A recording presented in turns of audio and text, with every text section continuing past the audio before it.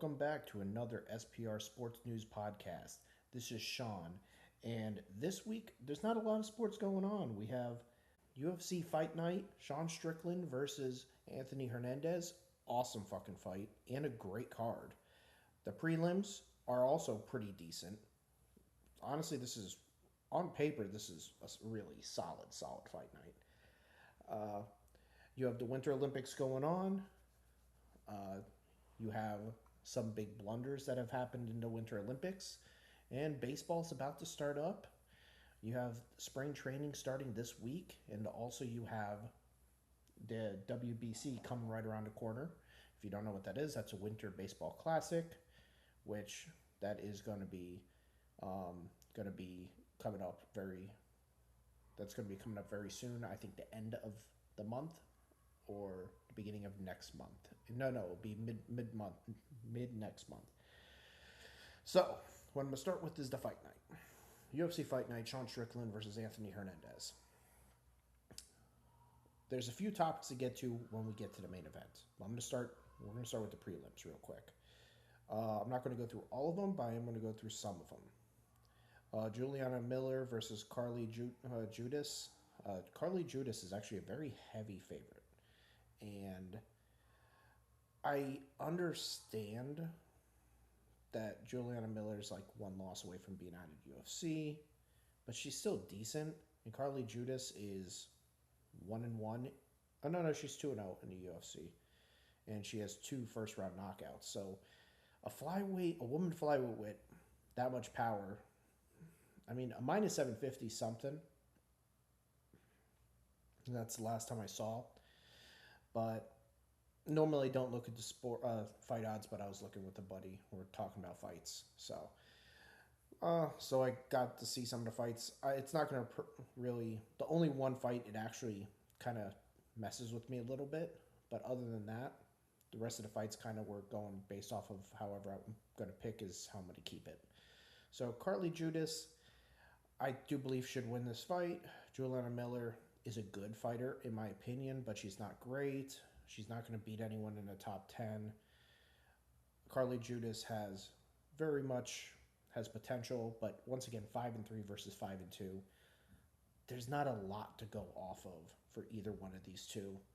And yeah, so this is going to be an interesting fight.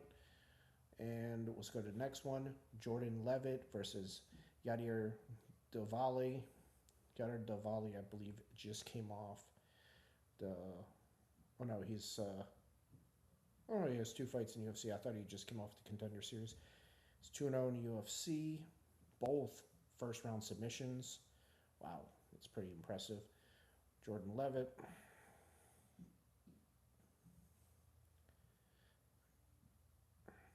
Give me 1 second. He's been in UFC for a hot minute, huh? He didn't fight anything in 2024. He fought once in 2025. Won that against Kurt Holobaugh, which is an okay win. He lost Chase Hooper in a first-round submission. Beat Victor Martinez by KO. So he's a decent fighter. So I think this is one of those that's like, this is a test for Yadier DelValle. It's like, hey, if you beat this guy, you can actually get someone that's close to the top 15. I'm going to go with Yadier to win this fight. 10-0 versus 12-3. I think 10-0 is going to win this. Not just because he's undefeated, because he has very good potential. And I think this is one of those test fights to see where he goes from here. Next fight is Philip Rowe versus Jean-Paul Lebosanoyani. Wow, what a goddamn last name. That is impressive. Nickname's Mufasa. I'm just calling you Jean-Paul or Mufasa. I'm not going... And I think calling you Lebo will make me sound like I'm Sean Strickland with his press conferences. So I'm going to stay away from that comment more than I already said. So Philip Rowe, I do believe, is stepping in on short notice against Jean-Paul. Jean-Paul was scheduled to fight if I am correct, he was scheduled to fight. Yes, he was. Austin Vanderford, and that fight is no longer happening. So Philip Rowe is fighting someone better than him on short notice. I understand why he took the fight. Get a little something going. Um, you're like a 1-1 kind of merchant. It's a good fight for Gene Paul. I think he could take this fight anywhere he wants and basically win this fight. So then I'm going with Gene Paul, Ramiz versus Punihel Soriano.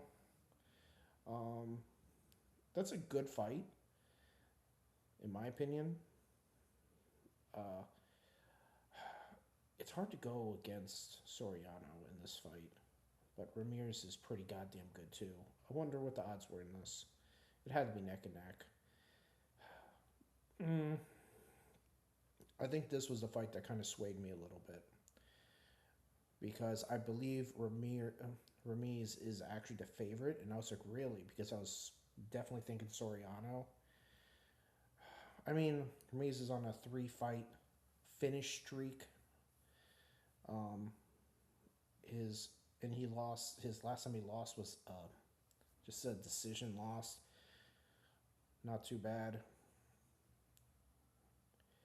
Yeah, he's been on a little bit of a tear recently. And Mickey Gall KO, Bill Ray Goff submission, Austin Vanderford submission. So he has some legit wins on his record here. So this is actually a damn good fight. Soriano, has a KO over Uros Medic, and a decision over Nikolay Vichurkov. Wow, this is a damn close fight. I don't know. I think I'm going to stick with Soriano because that's who I was thinking before I saw the odds. And once I saw the odds, that's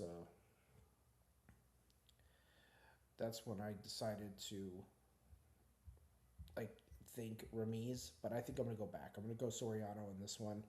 It's a close fight. I believe the odds are almost a pick 'em, so that's where I'm going to go with this fight.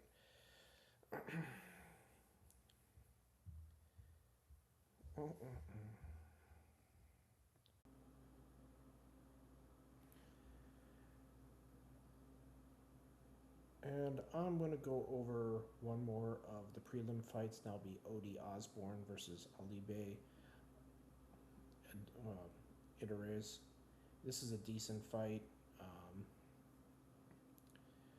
I think I'm going to be going...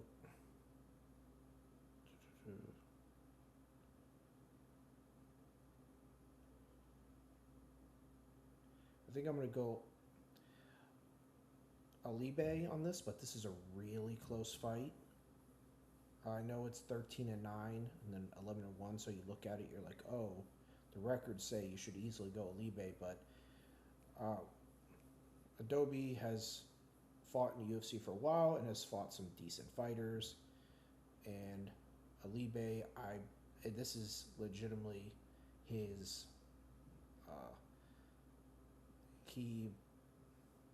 this is his first UFC fight, if I am correct. Let me see, Joseph Morales flyweight title belt at 319.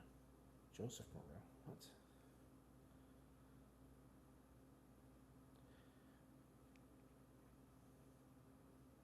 Give me 1 second. I'm confirming this. Yeah, he lost. That makes no fucking sense. It says he lost a title fight at UFC. Oh, this might have been this was a UFC Ultimate Fighters finals, and he ended up losing. Okay, that's what happened there. That was weird. They put fucking title next to that, but but they ended up bringing him to the UFC anyway because the flyweights don't have a lot of people, so they both ended up getting contracts. One got a 6-figure contract, while one's probably getting a 10-10 contract. So, Alibe, he has something to prove here. Odie has been in UFC quite a while. He's fought quite a few good fighters.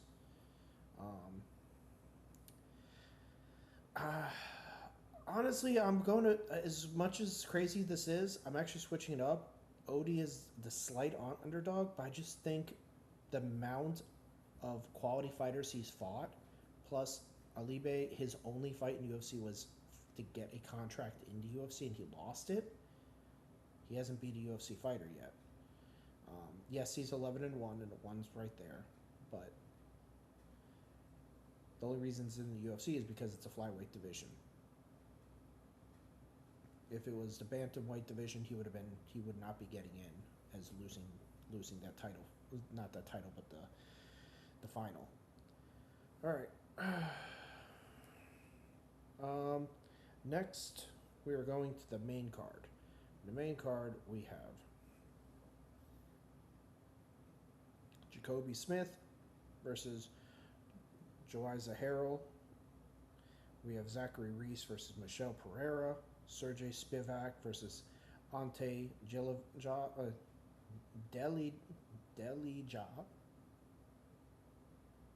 Dan Ige versus Melquezel Costa. Geoff Neal versus Uros Medic. And Sean Strickland versus Anthony Hernandez. Quite a few fights. 6 fights or 7? 1, 2, 3, 4. 6 fights. All right. Personally, I'm going Zachary Reese. Michel Pereira has to get the knockout in the first round or he's going to lose. That's basically a Michel Pereira fight. He's fun, he's exciting, but he gets gassed every single fight. That's just how he is. Zachary Reese's 2 losses have come by KO in the first round. So he can get chinned. Michel Pereira, I believe, is the slight favorite. I'm going to go Zachary Reese because I'm just going to think he's not going to get chinned in the first round. And that means he's going to win this fight. Jacoby Smith versus Joiza Harrell. Jacoby Smith is, in my opinion, should win this fight.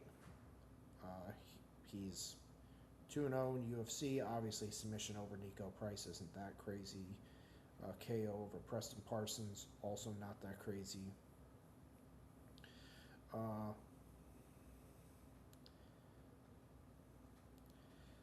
But Joiza Harrell has still not fought in the UFC whatsoever.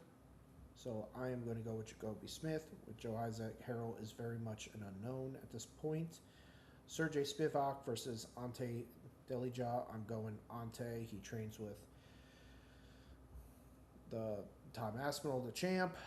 His last fight, he ended up losing to Waldo Cortez Acosta, which that actually is aging very well for him because that looks like a guy that's going to be fighting for a number 1 contender fight within the next year. Probably within his next 2 fights, to be honest. So that's it. And Sergey Spivak is good everywhere, but not great.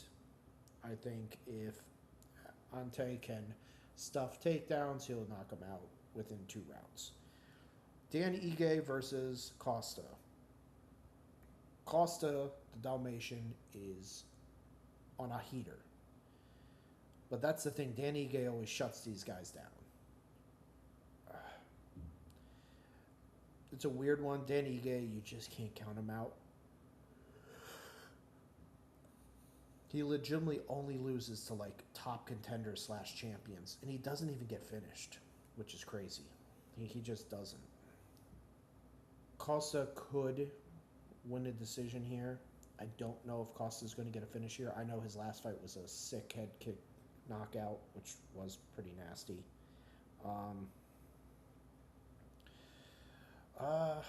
Man, everything's telling me to pick Dan Ige as an underdog just because, but I'm going to go with Costa. I think he's well-rounded enough that he can win by decision if he doesn't get a finish. But Dan Ige could definitely be the underdog of the week here. Just saying. Like, if you need to put your money on an underdog, I really like Dan Ige here. Geoff Neal versus Uros Medic. I really like Uros Medic. He is an underdog. He has been knocked out before. Geoff Neal, slick boxing, has decent takedown defense. I do believe Geoff Neal could easily get the knockout here, but he has to be the one pressuring and not on the back foot. Geoff Neal on the back foot is a horrible fighter. Really is. Really bad fighter. On the front foot, very good fighter. Almost beating a Gary. So, I think Uros Medic needs to make sure he stays on the back foot and try to not get clipped because Geoff Neal's going to try to take his head off. It's really hard to gauge this one because Geoff Neal has only fought killers. Legitimately. Who he's fought recently has been only killers. Uros Medic looks like he's a fun fighter, but he's not top tier fighter. And this is like a really good matchup in my opinion. I do think having Geoff Neal the favorite is possibly a good idea. Just because the strength of schedule he's had. But I still think Uros Medic is going to try to push the pace on him and use some grappling and see what goes on from there. And he will stand and bang with him too, which that's kind of dangerous because Geoff Neal in a boxing match is definitely scary. All right. And the main event, Sean Strickland versus Anthony Hernandez. So, first, before we get into this match, I need to get into the whole Paramount stuff. If you're on social media and you're paying attention to anything about the build up to this fight, it is everyone saying that Paramount needs to do something about Sean Strickland. He's going after the WNBA, going after women's sports in general, women fighters, talking about masturbating to certain women, talking about how the NFL's got pussified and using racial and sexist terms, and they're saying they need to mute him. That's the thing. People need to understand. This is the UFC. This is mixed martial arts. This is not soccer. This isn't a celebrity. This is fighting. Mixed martial arts. Do I approve of what Sean Strickland says? No, not by any means. The man looks like a white supremacist. The closest thing that we got to it. People joke about Trump being a white supremacist. No, Sean Strickland is closer to it than Trump is. So, people need to understand that this sport has even got darker than what he said.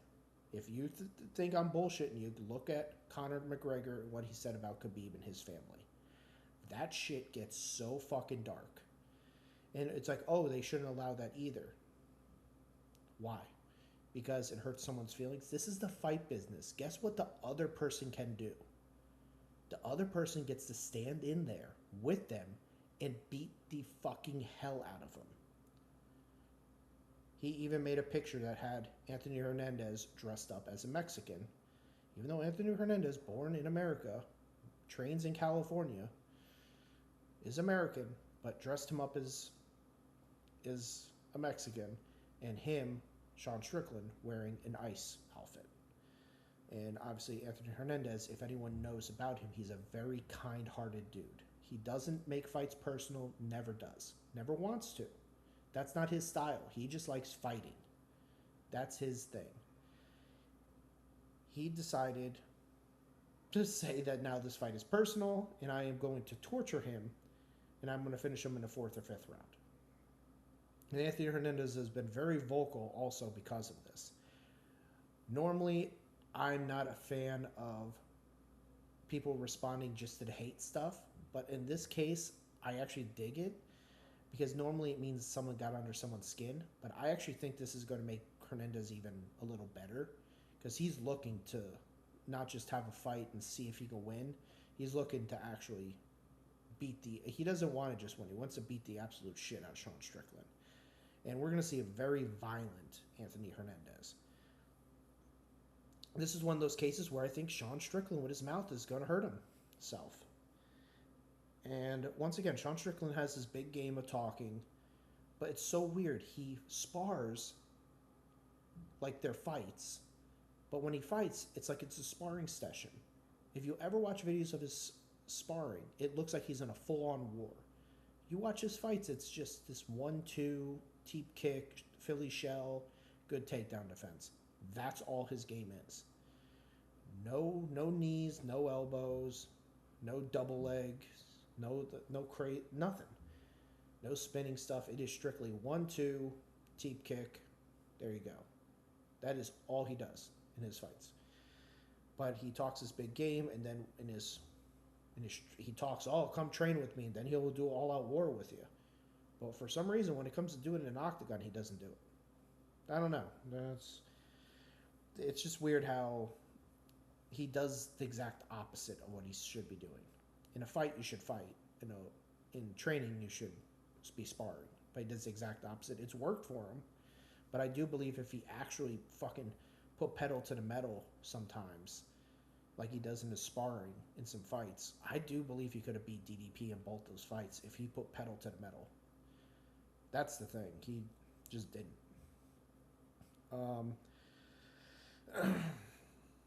So the whole thing about Sean Strickland getting canceled and Paramount needs to do something. Paramount, let's look at ESPN. ESPN's run by Disney. And Disney basically allowed people to say what they wanted to say. And they had Sean Strickland on multiple times. Would they mute some of the interviews? Yes. They basically said, hey, we are going to do this.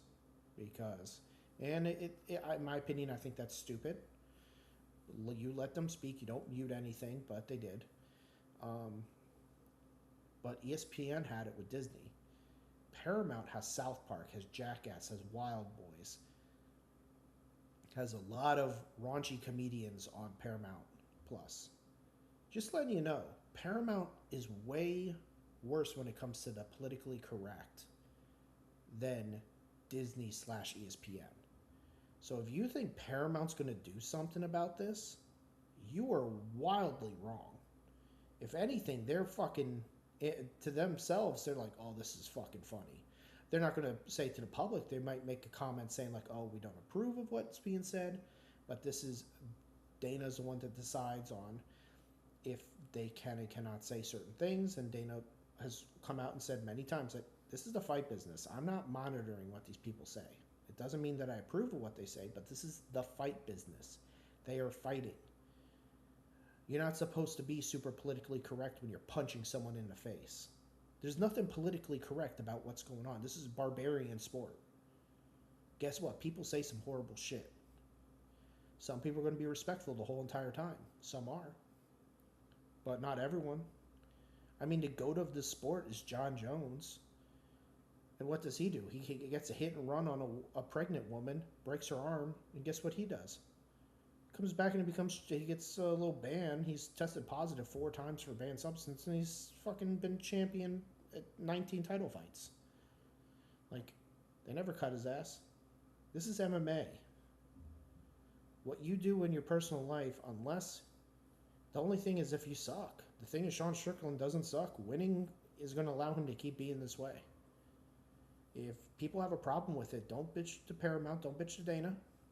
Get some pads on, start working on becoming a fighter, and go try to step in the 185 division against Sean Strickland. Or go spar with him. He'll willingly take on people. Willingly. You could say, you could DM him and just say, hey, I don't accept what you say about Bad Bunny, about the Mexican culture, about women. That man will respond to you, and you'll be sparring him on Wednesday. Guarantee it. Guess what? We'll see how well that works for you. Once again, I don't approve of what he says, but the whole thing about him being canceled by Paramount is bullshit. All right, on to the fight. Fight is really good. Anthony Hernandez is going to have to get this fight to the ground. He can't just eat the 1-2 teep kick over and over and over and over again. Anthony Hernandez is good on the feet. He's not as clean as Sean. He will get pieced up by Sean if he doesn't get a takedown quickly or attempt to shoot. I don't know. I haven't seen anyone hold and control Sean Strickland down since he's been in until he was in welterweight. So now he's a middleweight, and he's been middleweight for a long time. I haven't seen anyone hold him down at middleweight. And that's where Anthony Hernandez, though, is a top 3 grappler in this weight class. It's Khamzat. It's him, and it's Brendan Allen. Those are the three top guys.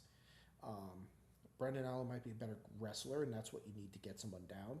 Anthony Hernandez is a better BJJ guy. Khamzat's the whole package, in my opinion. Um,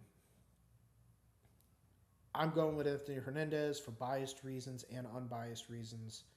I think he is going better fighter, and it's his time. I do believe he's the best matchup against Khamzat Chimaev. I don't think Imavov is a good matchup. I think Imavov gets fucking ragdolled and tapped within 2 rounds. Because if you've watched, Imavov has been taken down many times in UFC by not great fighters. I'm just saying, he's been taken down like it's nothing. He's not, like, all you need is above average wrestling and you get Imavov down. Khamzat is going to ragdoll Imavov. Anthony Hernandez is good everywhere when it comes to grappling. He's the best matchup for Khamzat. I'm not saying he's going to be favored over Khamzat by any means. Khamzat beats anyone at 185 in my opinion, but Anthony Hernandez is the best matchup. Going for Anthony Hernandez in this fight in the main event. That's it for UFC currently. So the next thing I want to talk about is the Winter Olympics. I want to talk about 2 people. Obviously, I'm talking about the Americans because I'm from USA. I'm not following the Winter Olympics too crazy hard currently because personal life, having a move. So it's kind of hard for me to be paying attention as much as I would like to. So first thing is the quad god. Makes it to the finals as the leader, has the point advantage, and he gets 73 points deducted and gets 8th place. No one in their right mind saw him not making the podium. Could they see him screw up once or twice and get 2nd or 3rd? Yeah. But to tell me he screwed up enough and told me he got top 5, I'd be like, oh man, he got 4th or 5th? Not even. He got 8th. Unbelievable. It's brutal. And another update is Lindsey Vonn has had surgeries number 2 and 3, and she is heading home back to America, thankfully. Still a bunch of metal stuff sticking out of her leg. She is healthy, no infections so far. Everything's going well. Hope for the best for your healing. It sucks. This is how your career is going to end. It really is. There is no way she's being in the next Olympics 4 years from now. If she does, this will be a historic story for her to even step on Olympic, to outbeat other people after probably spending the next 2 years recovering from this, let alone getting to Olympic form and beating people 10, 15 years younger than you would be absurd. It would be an incredible story. It really would. But hopefully she heals quickly and easily. That's the first part. Heals quickly and easily. That's what we care about first. And then we'll see about Olympics again. But I think this is the end of her career. Unfortunate. Last thing. Baseball is starting up. A lot of little drama things have come out about different players. You have Nick Castellanos talking about how he is now a Padre, and he talked about how he's drinking beer in the dugout of the Phillies, which is kind of hilarious. That sounds like the most baseball thing there is. I'm actually surprised more haven't said it but still. You have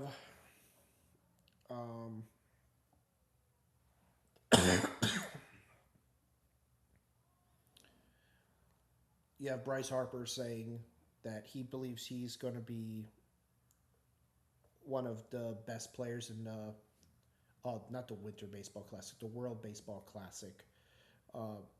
This coming up soon, because he's going to be batting in front of Judge. He's never had someone like that behind him.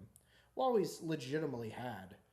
Before, he has had Kyle Schwarber bat behind him, but the last couple of years, Kyle Schwarber's batted in front of him. So if Schwarber gets out, they can pitch around Bryce Harper. You can't pitch around Bryce Harper to get the judge. You just can't. I don't care if it's like, oh, righty-righty matchup. Dude, Aaron Judge has been the scariest hitter in baseball for the last, who knows, decade. So, legitimately, this is year number 11. So, for the last 10 years, you tell me who's the scariest hitter in baseball. It's Aaron Judge. You could try to say Shohei Ohtani, but that's if you're saying the best player. I'm saying the scariest hitter. Hitting alone, it's Aaron Judge, 100%. So, I mean, Bryce Harper might not be wrong. He could have a really good World Baseball Classic here. And I hope for the best. And he also said something about bringing back fighting. Bringing fighting into the MLB. It'll stop pitchers from throwing at guys as much. Because if they allow it and not just really find these guys and throw them out for many games, like, he's like, hey, this is going to stop pitchers from intentionally plunking someone. And I think that's kind of true.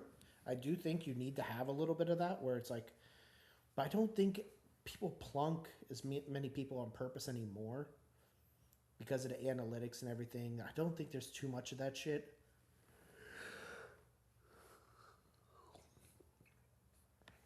I will say what after the Astros were known for cheating and all the times they got hit a lot that next year. That was very understandable. I do think that other than like Astro hitters, there's not really players that are purposely getting plunked.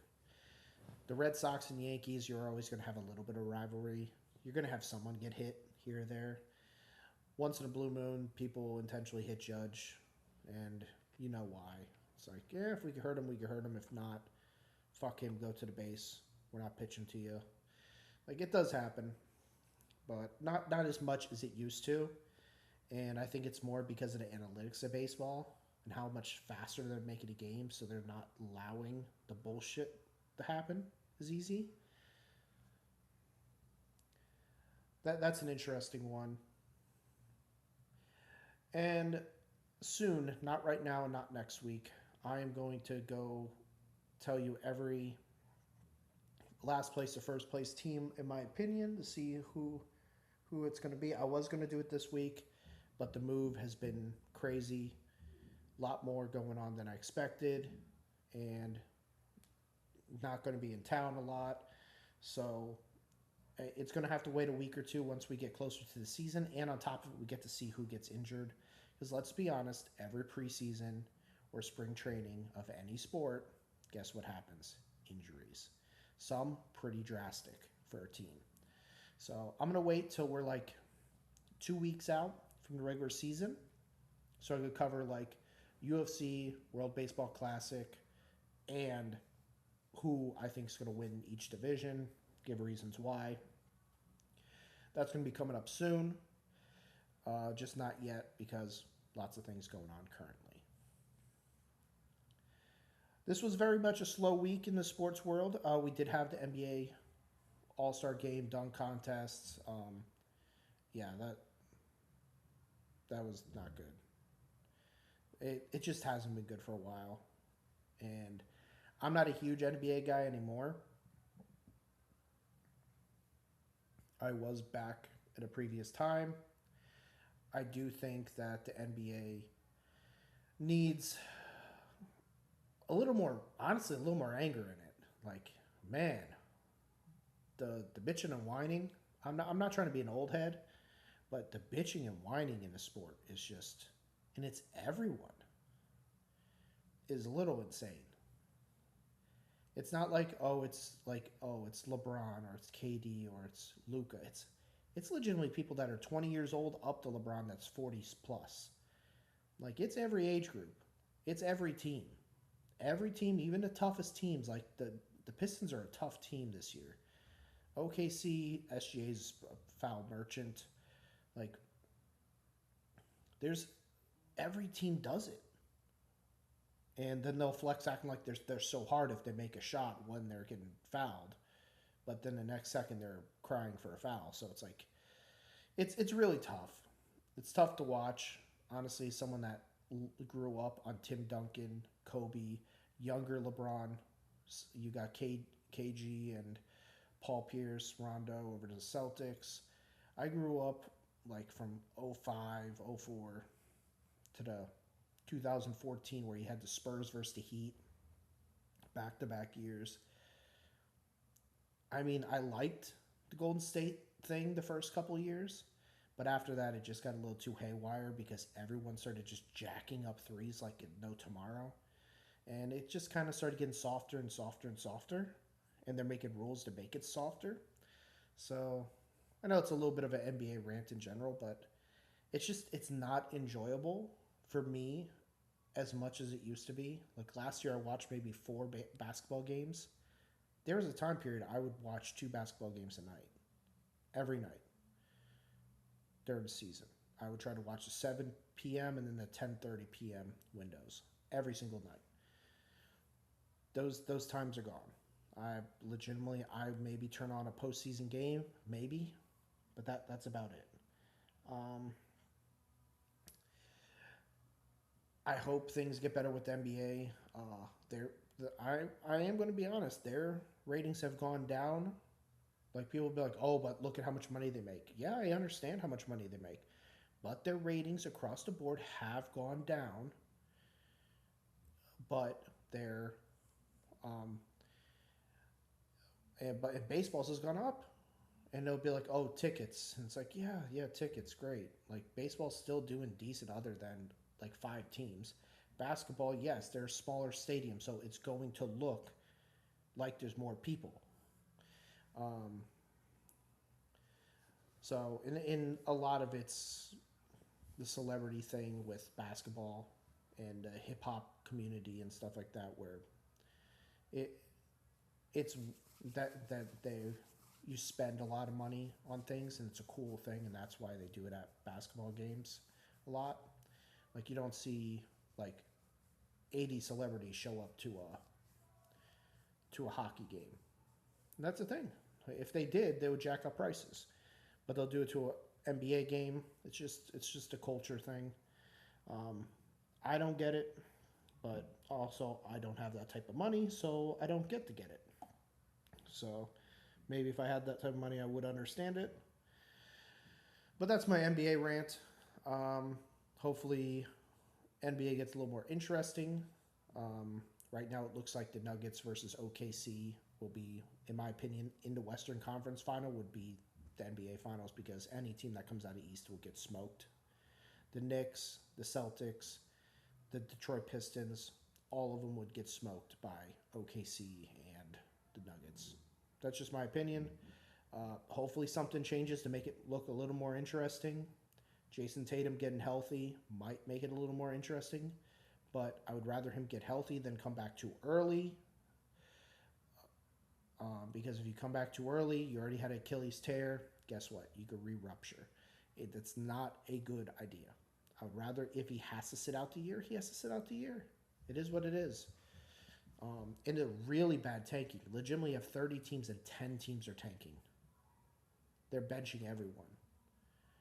And it's bad for basketball.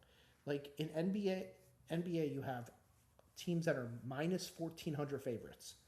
You might get 2 games in an NFL season the entire year that have those odds. The entire year. That was like the Bills versus Oakland Raiders or Las Vegas Raiders this last year. NBA, you get that once a night. You get some stupid odds. I'm like, why? This is a professional sport. Like, and it's a team sport too. So you're telling me this team is this much better than this team at the highest level? That's insane. And this often too. There's something, and that's also something that's not good. So, and ESPN promotes it as the postseason, when they get to the postseason. How about let's talk about the regular season a little bit more? I don't know. I watch more clips about basketball to understand what's going on than watch the game by a long shot. So I'm actually still in the loop with the sport, but I can't watch it. And yeah, just not my cup of tea. Well, that's my rant on that. And I think that is it for now. This was a short week. Not a lot going on. At least I no breaking down fights because there's no card for Valentine's Day weekend, President's Day weekend. So this next week, I will be able to break down this fight card, plus talk about the next one. We'll be getting into the first week of spring training, so I could talk about that. Getting closer to the WBC, so I could talk about maybe the lineups that are there, the rosters. So at least next week, I will have more. This next podcast might also not come out on Tuesday, also because we are out of town. It's going to be tough. But after that, sorry for these last couple weeks, but last week, this week, and probably next week might be a little late on the podcast. They might not be Tuesday. But after that, we will get it dialed back in. We'll be all settled in, and we should be able to get this done on Tuesdays. Thank you very much. This has been SPR Sports News Podcast, and I'll talk to you next time.